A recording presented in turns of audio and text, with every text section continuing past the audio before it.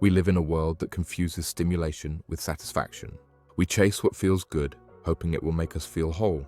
But Aldous Huxley warned us, the constant pursuit of pleasure doesn't lead to freedom.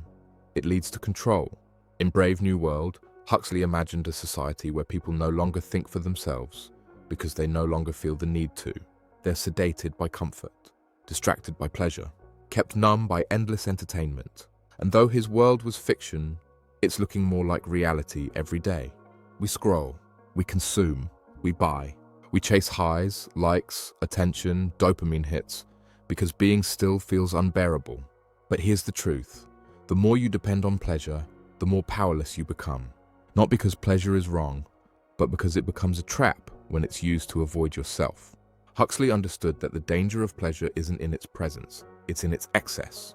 When every uncomfortable feeling is covered with a distraction, we lose the ability to sit with our own minds. And when we can't sit with ourselves, we become easy to manipulate. Because someone else will gladly offer escape for a price.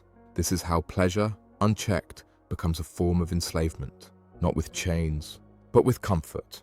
You stop asking questions. You stop feeling deeply. You stop growing. And in return, you get comfort without meaning, safety without depth, pleasure without purpose. So the question isn't, should we enjoy life? It's, are we using pleasure to live or using it to hide? Because when you forget how to be with yourself, someone else will gladly sell you a version of yourself that never asks why. Aldous Huxley saw it coming long before we did. A future where people wouldn't need to be forced into submission. They'd welcome it, as long as it came wrapped in pleasure. No oppression, no fear, just endless comfort, so intoxicating, they'd stop asking if their lives had meaning. And it's happening now. We've traded reflection for reaction, substance for sensation, depth for dopamine. We chase what feels good in the moment, even if it leaves us emptier in the long run. We've become a culture addicted to escape, scrolling, binging, clicking, consuming, always reaching for the next hit of distraction. Not because we're weak, but because we're uncomfortable with stillness. Because somewhere deep down, we fear what silence might reveal. But Huxley believed that the price of numbing ourselves isn't just emotional, it's spiritual. We don't just lose connection with the world, we lose connection with ourselves. And when we forget how to be alone with our thoughts, we stop developing the strength to live from within. We become passive, not from lack of power, but from lack of presence. True freedom doesn't come from doing whatever feels good.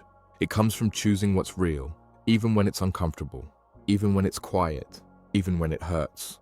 Pleasure isn't the enemy, avoidance is. Because every time you escape yourself, you reinforce the idea that you're not worth facing. But you are.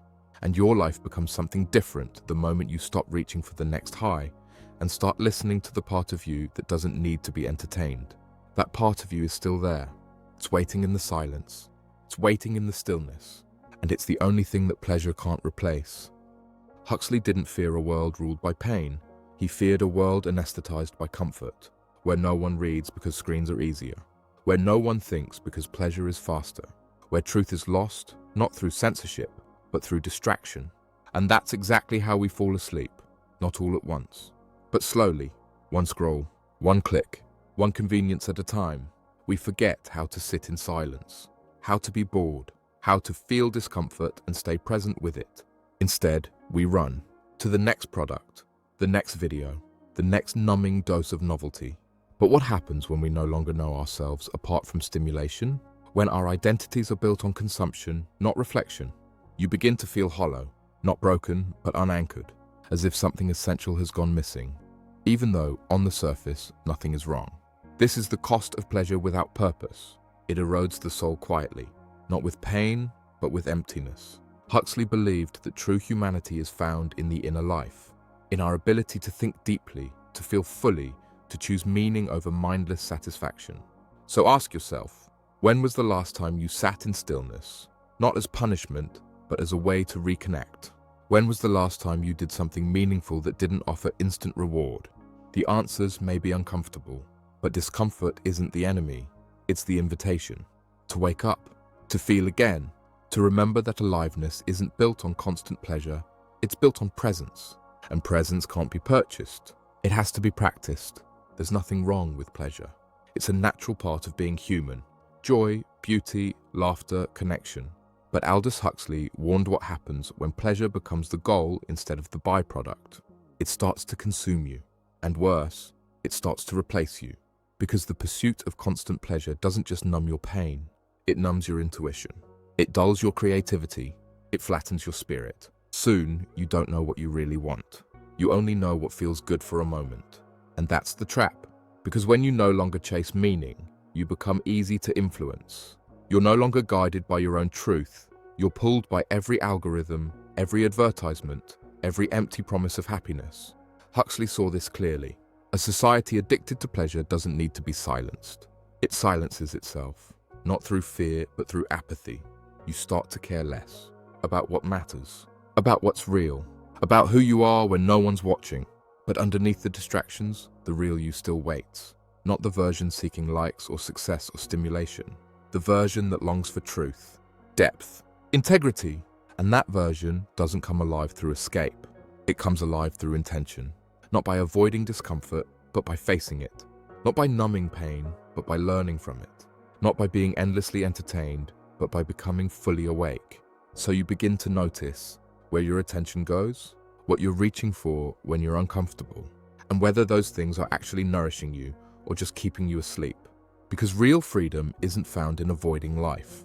It's found in participating in it, with your eyes open, your heart clear, and your soul fully present. If you want to find peace in a world built to distract you, you have to stop chasing what numbs you and start reclaiming what nourishes you. That begins with attention, with asking, what am I giving my energy to? Does it align with who I want to become? Or is it just keeping me comfortably stuck? Aldous Huxley believed that the most dangerous control isn't imposed from the outside. It's the kind we accept willingly, wrapped in comfort and coated in pleasure. Not because it hurts, but because it feels good enough to keep us from asking questions.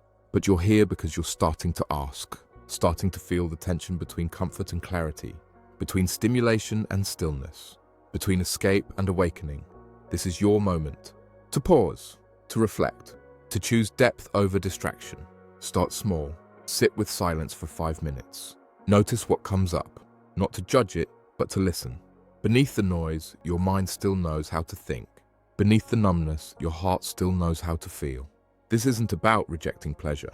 It's about reclaiming your power from it, so that joy becomes intentional, and presence becomes your default, not escape. Because real freedom is not the ability to do whatever you want. It's the ability to stop needing what keeps you asleep. If this message resonates, don't let it fade when the video ends. Subscribe to The Wisdom Seeker for more content that challenges the surface and invites you inward. We explore the thinkers, the philosophies, and the truths that help you live, not just comfortably, but consciously. Your attention is sacred. Let's use it wisely.